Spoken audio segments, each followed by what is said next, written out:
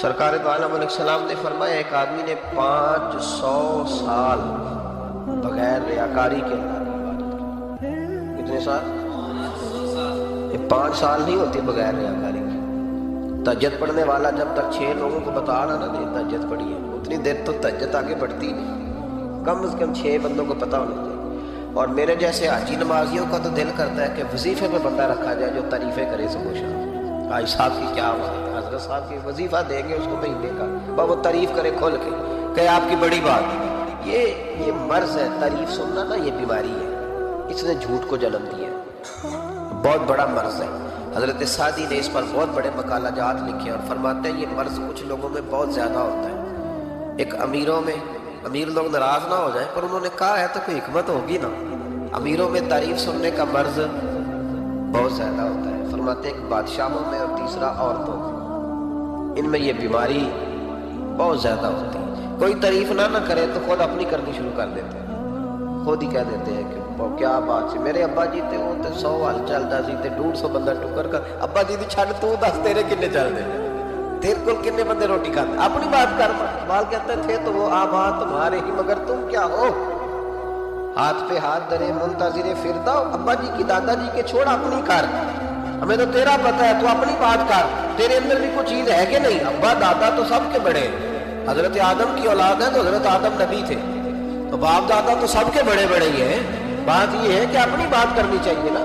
تو یہ بیماری ہے، یہ نقص ہے، 500 سال بغیر ریاکاری کی عبادت، اور بیان میرے نبی کریم علیہ السلام فرما رہے ہیں 5، بولیے، یہ بہت بڑا مسئلہ ہے، دکھاوا نہ ہو، ریاکاری نہ ہو۔ ہم مجالس میں جاتے ہیں نا جناب، محافل میں تو لسٹ ملتی ہے، یہ جج صاحب نے صدارت ہے، انہوں نے خصوصی تعاون کیا ہے تو یہ فلانے صاحب ہیں تو ان کا بھی نام لینا ہے، تو میں کبھی کبھی کہہ دیتا ہوں کہ یار آپ نے تو کہا تھا یہ نبی پاک کی تعریف کی محفل ہے، اور یہاں آپ نے لسٹ لگا لی ہے پوری تعریف کرنے والوں کی۔ کچھ ضروری ہے کسی کا نام لینا اور اس کا جناب ذکر کرنا اور اشتہار پہ اس کی فوٹو آنا، یہ کچھ ضروری ہے؟ ویسے بھی کوئی اچھا لگتا ہے کہ نبی پاک کے نام کی محفل اور میں صدارت کر رہا ہوں؟ ڈرنا چاہیے نا مجھے اللہ تعالیٰ، حضور کی محفل اور میری صدارت، اس پر کبھی غور کریں۔ اگر کوئی راہ طریقت کا مسافر ہوگا تو تڑپ جائے گا کہ نبی پاک کے نام کی محفل اور سرپرستی ایک ایسے آدمی کی جس کو وضو تک نہیں کرنا آتا، چھ مالا دار ہے، وہ دھندا ہے معاذ اللہ تعالیٰ، جس کا جو دل کرے وہ کرتا جائے۔ 500 سال بغیر ریاکاری کی عبادت کی، 5 بڑا مشکل ہوتا ہے۔ حضور فرماتے ہیں یہی بندہ جب اللہ کے حضور کھڑا کیا جائے گا تو رب کریم اس سے کہے گا کہ چلو اس کو میرے فضل سے جنت میں لے، تو عرض کرے گا مالک فضل تو ٹھیک ہے پر 500 سال لگائے میں، 5۔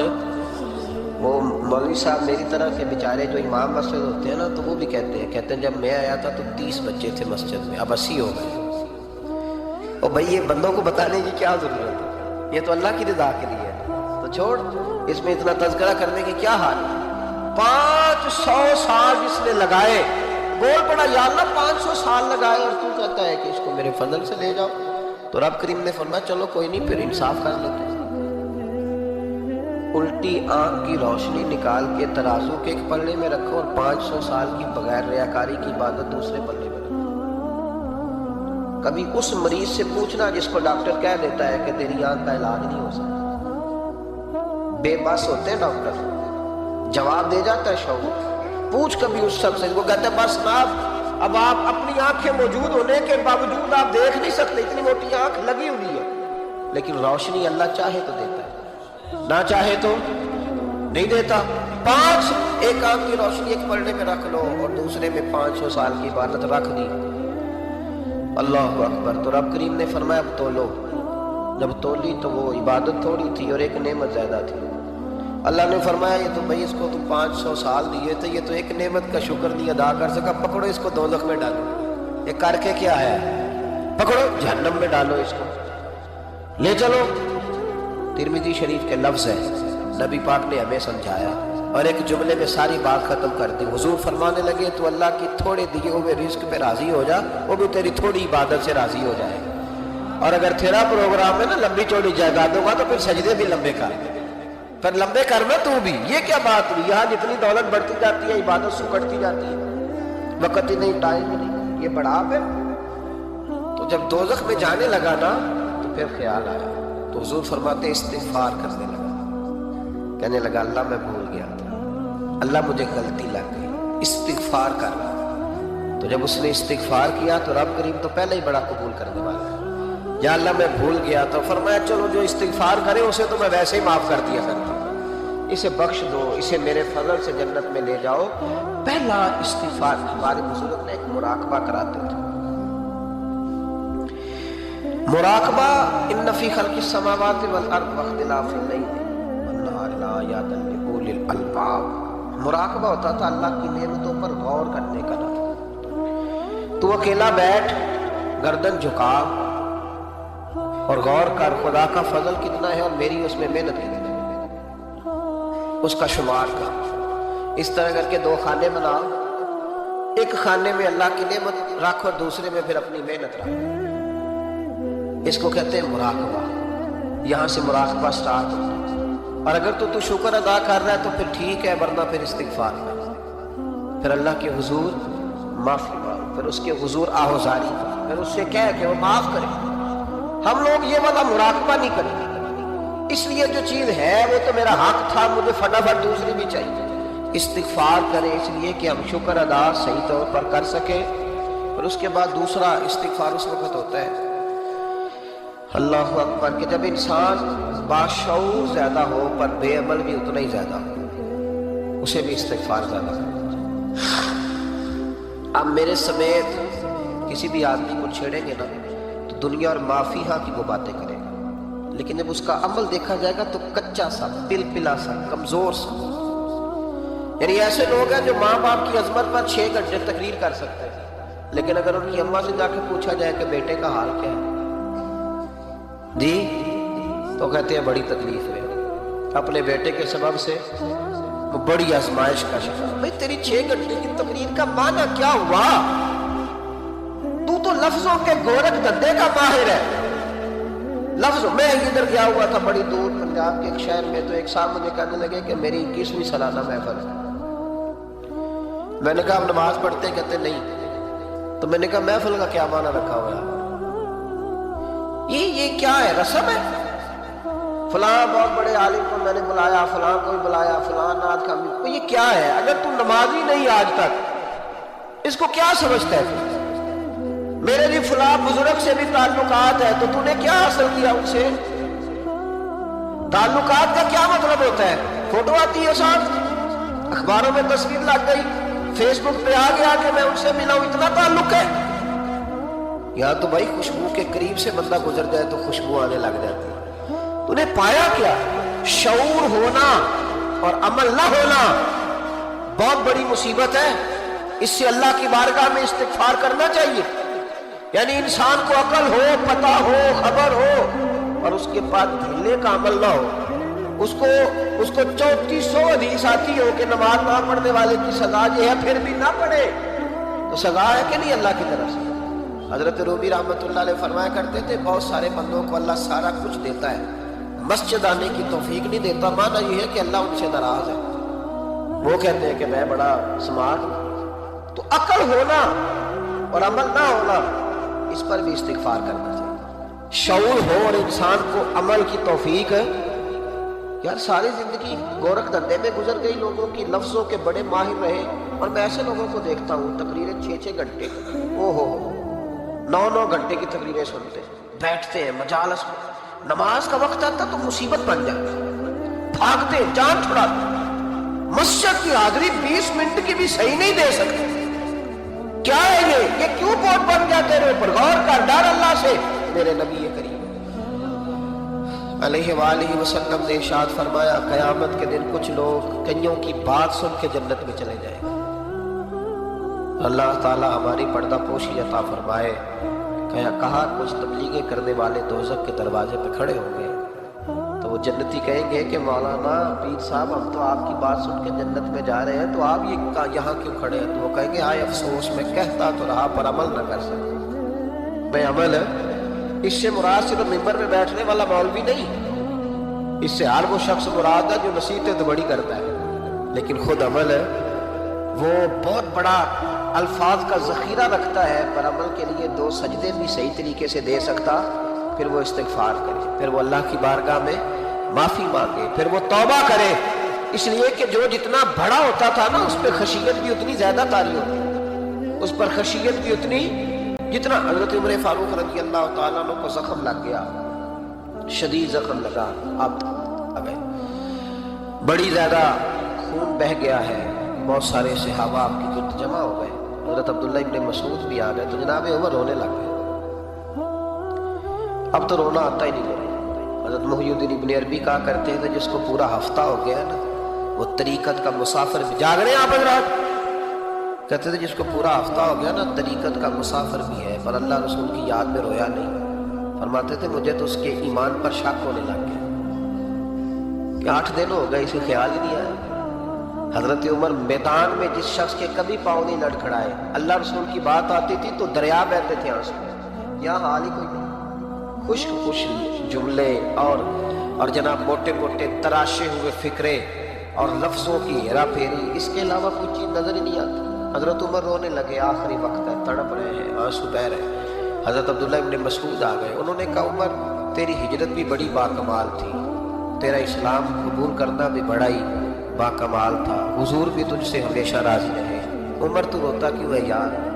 بات تو یہ ہے کہ جب تو نے خلافت سنبھالی تو پھر تیرے طریقے بھی باکمال ہی تھے، اور جب تو میدان میں اترتا تھا پھر بھی تیرے معاملات باکمال تھے، اور جب تو مال غنیمت بانٹتا تھا پھر بھی تو باکمال، یار ہر موقع پہ تو باکمال تھا، تو جاتے دفعہ روتا کیوں ہے؟ ان کا استغفار دیکھو، ان کی توبہ دیکھو۔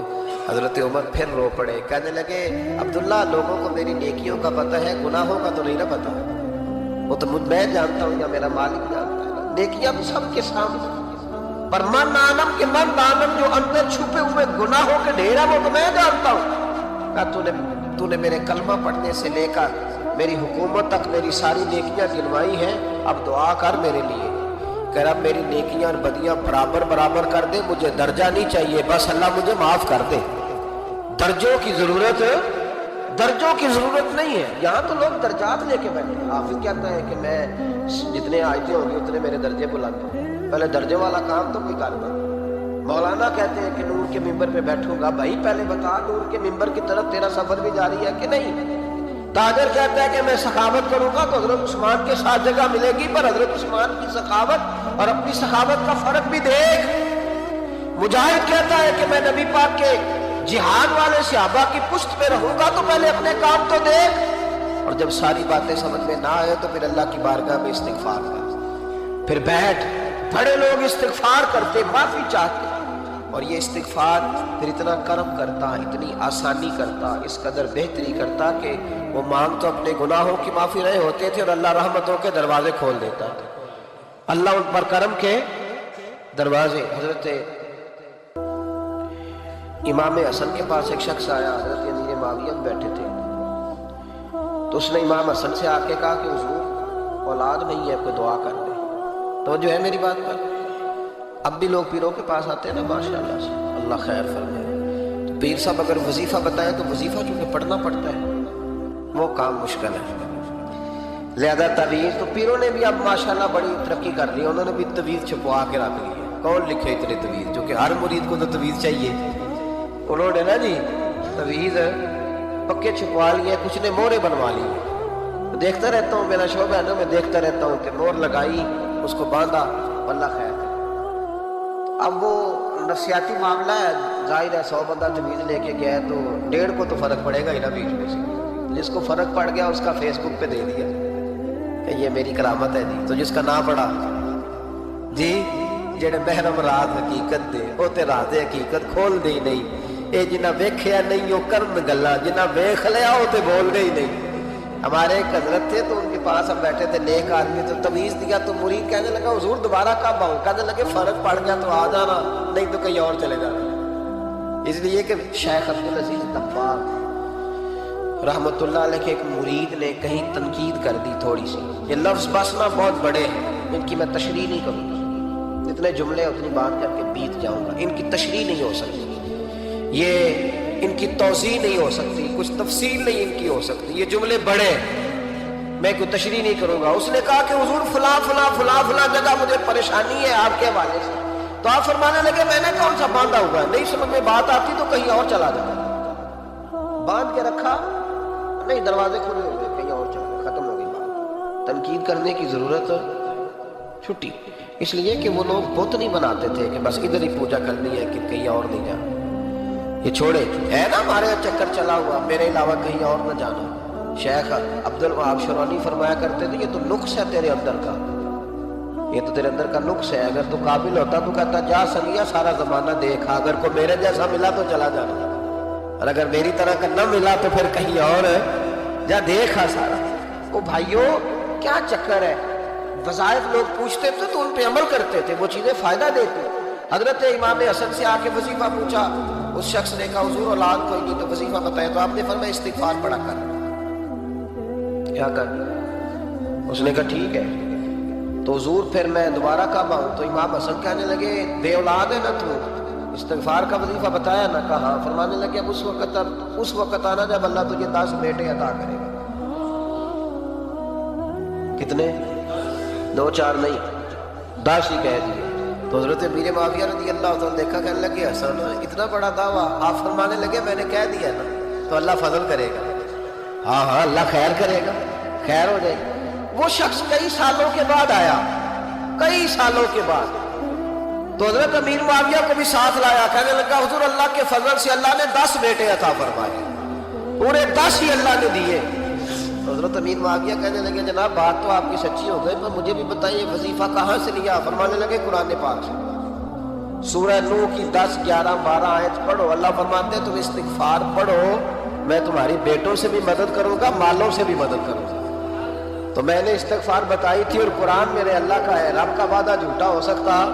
فرمایا 10 بیٹے ملنے تھے، میں نے کہہ جو دیا تھا۔ وہ میرے بھائیوں یاد رکھیں، استغفار اللہ کی رحمت نازل کر، ایک ہوتا ہے خوف، ایک ہوتی ہے خشیت۔ خوف والے لوگ توبہ کرتے ہیں، خشیت والے استغفار کرتے ہیں۔ ایک ہوتا ہے خوف، ایک ہوتی ہے خشیت والے استغفار کرتے ہیں۔ نبی کریم علیہ السلام نے فرمایا میں دن میں 100 مرتبہ استغفار کرتا ہوں، دن میں۔